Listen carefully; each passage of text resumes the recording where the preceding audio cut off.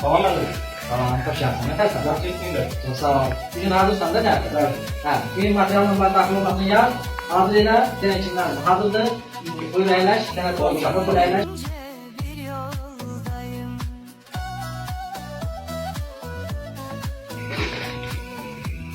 Ben bir tarafta kampı kattı.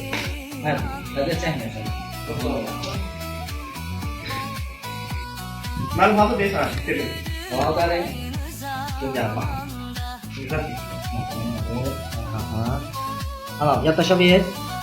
Gördüğünüz gibi, Ali de sana yazı bitirdi.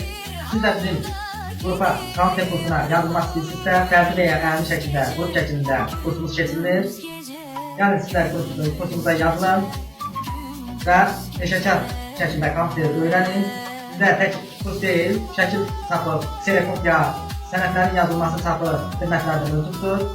Siz də gəlin xidmətlərimizdən yararlanın. Yəni, kursdan razısanmı? Ben. Çok sağ ol, sen de sağ ol. İşlerinde bunlar arzulayacağım. Teşekkür ederim hizmetlerimizden yararlandığınız için. Her şeyde teşekkür. Gözü rahmet edeyim. Bir de siz de memnun bir yaşam olmak istiyorsa buyurup yakınlaşabilir. Adresiniz Təzəpazar, Esmar Kompüter Xidmətləri. Buyurup gelebilir. İş birliği reklamlar sitesinde alttan ömre qeyd edəcəyik, ona yazabilirsiniz.